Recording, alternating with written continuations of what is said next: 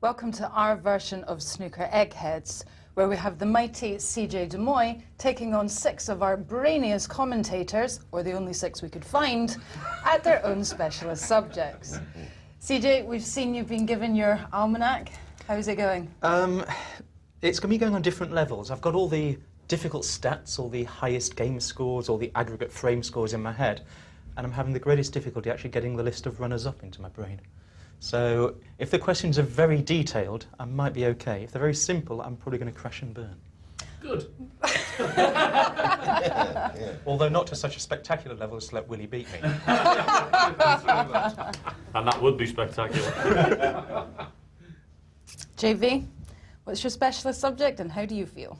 I feel fine. I'm going to answer questions on the Grand National. And you're actually our current champion in respect of mastermind, so does that give you any additional pressure? None whatsoever. I'm really au fait with this. I was going to say cool, but au fait was a better word. Absolutely. We're going to get each of our contenders to answer 10 tough questions. CJ, it's your turn for your first 5. Okay. Who was the first player to lose in a Crucible final?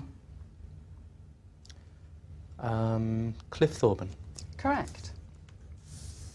Stephen Hendry became the youngest ever world champion in 1990. How old was he? 21. Correct. The 2008 World Championships was the first to feature 2 147 breaks. Who made them? Ronnie O'Sullivan, Ali Carter. Very good. Beginning to annoy me already. Peter Ebdon won the 2002 World Championships. Who did he beat in the final and by what score? I watched every frame of it. Stephen Hendry, 18-17. Correct.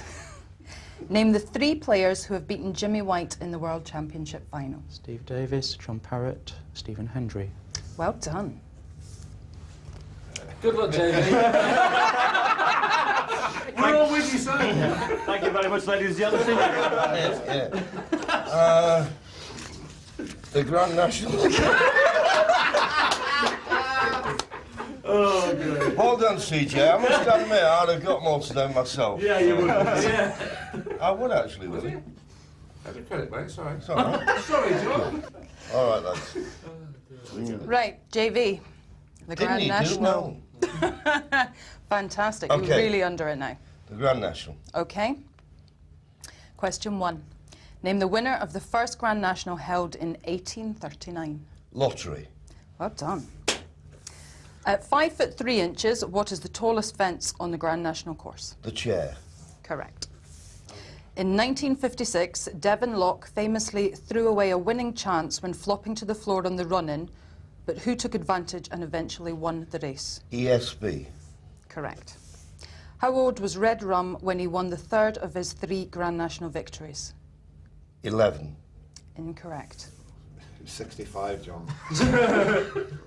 He was 12. How many finishes were there in Red Marauders Grand National in 2001? Oh, I'm hovering. I know there was 2 of them together. I think the other one might have got pulled up. I'll say, my gut instincts say 2, but I'm gonna do an Eggheads guess here. I'm gonna do a Daphne guess and say 4. Well done. Yes! Always works, always works. Well done. Right, so at the end of the first 5 questions, CJ is leading by 5 points to 4. Okay, CJ. Which player has appeared in most Crucible quarterfinals? Jimmy White. Stephen Hendry. Hey! What was the length of the longest frame in Crucible history and who did it involve? Stephen Maguire, Mark King, variously called 74 minutes, 58 seconds to 75 minutes. Oh my goodness, I think you should get 2 for that. Name 6 players who have won the highest break prize at the Crucible. Hendry, O'Sullivan, Williams, White, Carter have all made 147s. Oh, and Thorburn. Correct. In what year did French-Canadian Alain Robidoux reach the semi-finals of the World Championships? 90, I think it's, I'm going to go for either 92 or 96. I don't know which one to go for. I'll give her 92. Incorrect. Anybody know?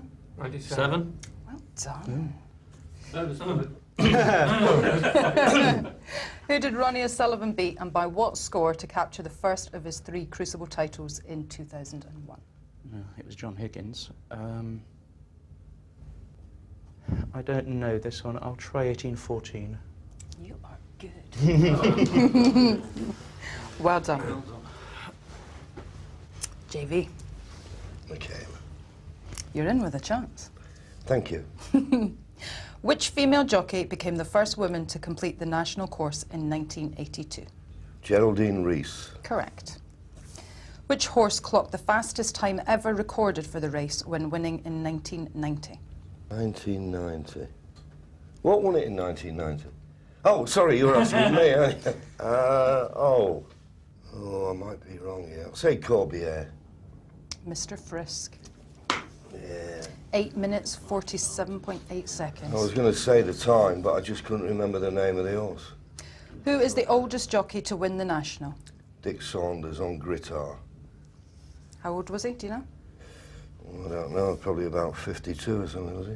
48. You got it correct anyway. Name the only horse to win the Cheltenham Gold Cup and the Grand National in the same year. I'd have to say Escargot. Incorrect. Golden Miller. Golden Miller.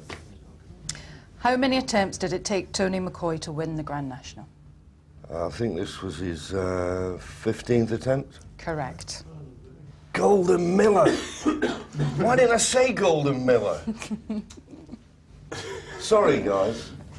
Get out, you let everybody go. I've let everybody down. You let your school Go and stand in the corner. Why do you try to be clever? Trying to be clever, that was all. Golden Miller. Should have just...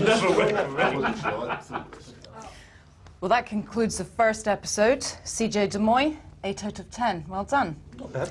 John, 7. And you really should have got that one, shouldn't you? Well done, CJ. Thank you, John. Proud of you, mate. That was very good on snooker. That was hard work. Very good. Very impressed, but you've still got a long way to go. So tune in tomorrow for the next episode of Snooker Eggheads.